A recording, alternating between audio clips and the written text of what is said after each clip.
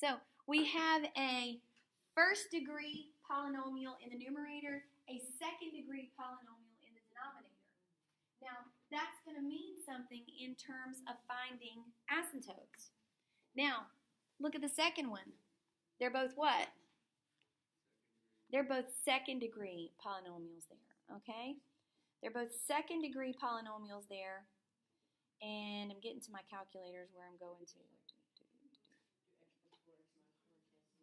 We're getting there. That's the next thing we got to talk about. Okay. And then look at the very bottom one. Notice that in the bottom one, the degree in the numerator is greater than that in the denominator. So different things are going to happen there. Okay. Now, yes, let's go back and talk about, well, what is the situation when we can factor and something will cancel? Now, here's what we've got. F of x equals x minus 4 over x minus 4 times x plus 4. Now, the first thing I want you to think about is this. Where is this function undefined? This function is undefined at positive 4 and negative 4. Therefore, those values must be excluded from the domain. So the domain of this function is going to be all real numbers except negative 4 and positive 4.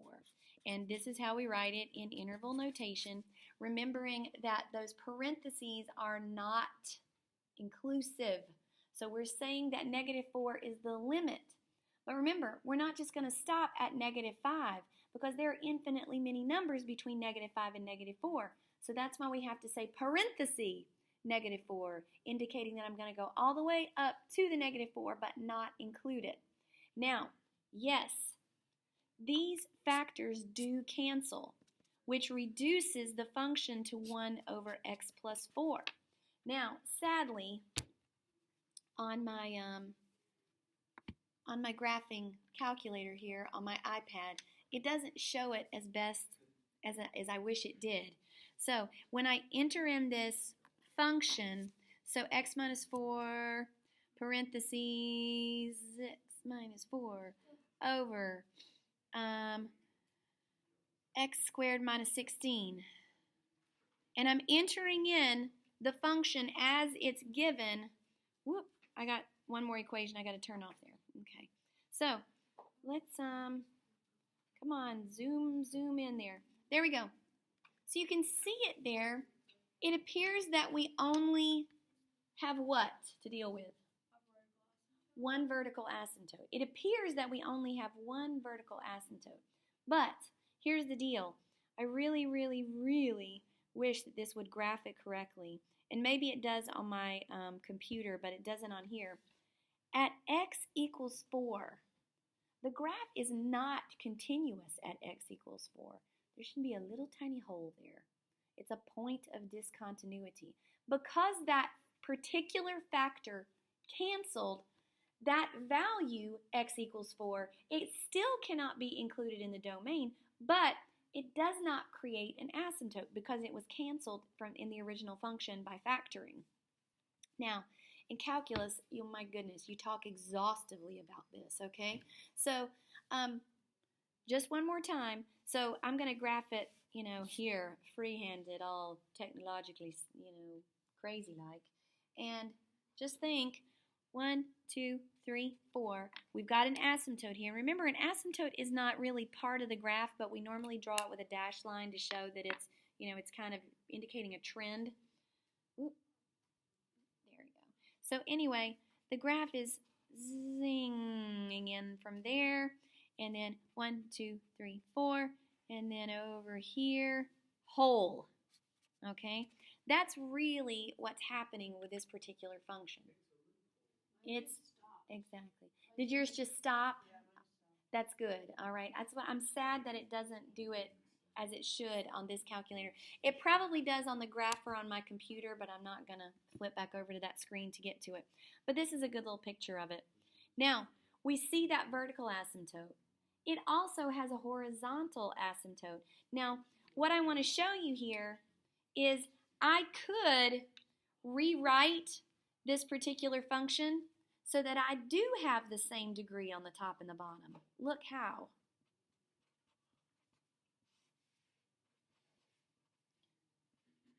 Now I really do have a like degree, right? But I just plugged in that ghost term, that 0x squared in the numerator to say, oh, now, and oh, I'm forgetting the most important part here. What does that line mean? It means to divide. And if we're setting this equal to y, if we say y equals this polynomial divided by that polynomial, I actually could do long division here. It would be very messy, but it all boils down to this. Compare those first two like degreed terms. Did you catch all those words? The first two terms in the top and the bottom, in the numerator and the denominator, that both have the same degree. And just divide. What's 0 divided by 1? 0. Y equals 0. That's why when I, let me zoom out here, that's why you see on this graph, zoom, it not only has the vertical asymptote at -4, it also has that horizontal asymptote at y equals 0. Now, yes, that's what I wanted to talk about. So, while, Chad, we will never cross a vertical asymptote, ever, because the function is undefined at that particular x value. We're never going to cross one of those. We will cross a horizontal asymptote sometime. And why? I know. It like hurts my mind. But the horizontal asymptote is nothing more than indicating a trend in the graph. So, let's here's a sinusoidal wave. And I've actually, in my nerdy free time lately, I've actually been thinking about this and trying to figure out the best way to explain it. And here is a graph that just really illuminated my mind on this. What if we had, this ridiculous sinusoidal wave, coming through? There it is, which obviously is crossing that asymptote infinitely many times possibly, okay? But yet as x continues to go to positive infinity, we see that the y value, if we want to say that it's at +2, approaches 2. All right? Because it's like the curve is like leveling out. It's showing a trend saying that as x continues to get larger, it's going to approach becoming horizontal, and it's going to approach that horizontal asymptote. So yes, it can cross a horizontal asymptote. A horizontal asymptote is indicating a trend in the graph, in the domain, okay, as the domain increases or decreases, that type thing. That makes perfect sense to me. Now, the vertical asymptote, forget about it. It's never going to get there. It's never going to cross it, ever, ever, ever. There's either going to be a hole, all right, where the domain is undefined, or it's going to be a vertical asymptote. But the graph is never going to be continuous when the range is undefined at a specific x value. Good? Ooh, I know. That's like crazy stuff. I know. But I like that graph. That graph, my brain can accept that graph. Other times they're like, oh, but it can. But why? Why can't it? All right? Because it can. All right? Now, look at the next one. Here we go. This one, let's see if anything cancels here. So when we factor, we get x minus 4, x minus 1. True? Over x minus 2, x plus 2. So in this particular graph, nothing's going to cancel, is it? Nothing at all. So therefore, how many real true asymptotes are we going to have? 2, which is going to slice the graph into 3 intervals. So that means the domain here is going to be negative infinity up to -2, union, -2 to +2, union, +2 to positive infinity. So that's why I know it's a messy one, okay? The good news is our test is going to be all calculator just because we need speed here. We need to get this done in 1 hour. So, but if I ask you to graph something, I'll expect it to be done very, very well. Now, going on, our asymptotes, obviously the vertical ones, they're the easy ones. It's just going to be x equals 2 and x equals -2. Tell me about the horizontal asymptote here. What do you think it's going to be? Not like 5. Once again, It's division. It's 1x squared over 1x squared. Y equals 1. That's all it is. That's all it is. Now, you can graph that on your calculators. I want to keep going because I want to get to the next one. Oh, sorry. Y equals 1. Forgot to write it. Remember, you compare the the highest like-degreed terms. There you go. You're going to get 1. Okay. Now, not a lot. Not a lot. And another reason why? Because it can cross it. Okay. Now, look at this next one. I love this next one. Before we even talk about it, I want to graph it. So, if you got your graphing calculator, plug this in.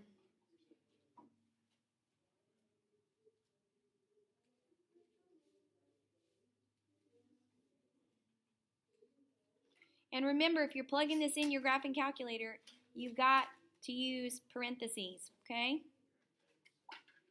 If you're not using parentheses, then your calculator is going to perfectly follow order of operations, and it's not going to graph it correctly. So, here I've got everything plugged in. Take a look at this beauty. Whoop, that's a little close.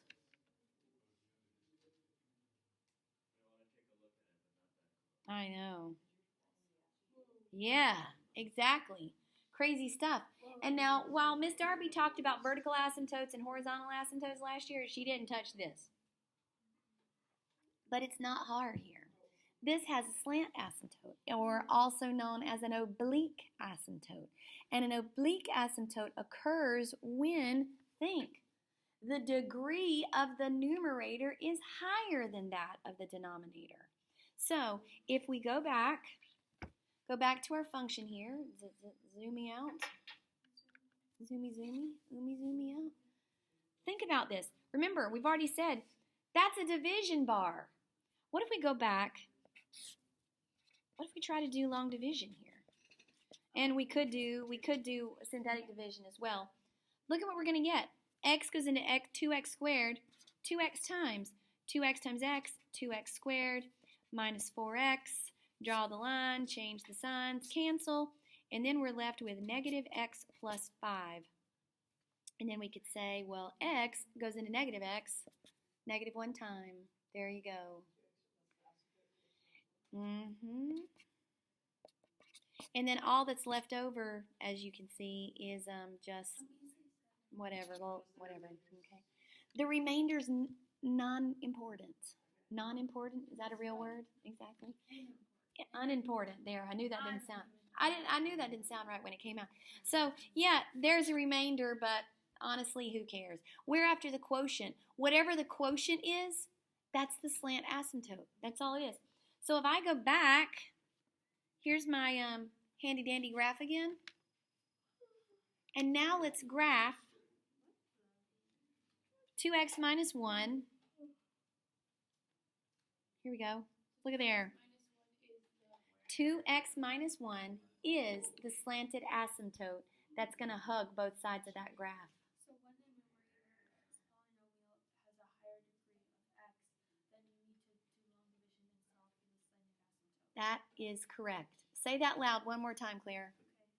When the numerator has a higher degree of x, then you need to do long division to solve for the equation of the slanted asymptote. Which is the quotient.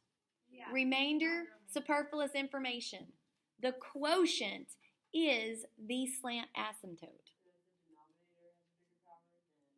Then you would go back and add like what we did right there, and your horizontal asymptote is just going to be 0. It's just going to be the x-axis. That's pretty much standard procedure, going to happen every single time. Okay? But the trickiest ones are when the numerator has a higher degree than the denominator. Think about it. What if the numerator had 2 degrees higher than the denominator? What would the asymptotes be? Parabolic. Parabolic asymptotes. Think about that. That's crazy stuff. It could. Why not? Exactly. Rah! Exactly. And if we had that, we'd probably be able to fashion a flux capacitor in a DeLorean and travel back in time. All right? So, now, somehow I knew you would like that idea.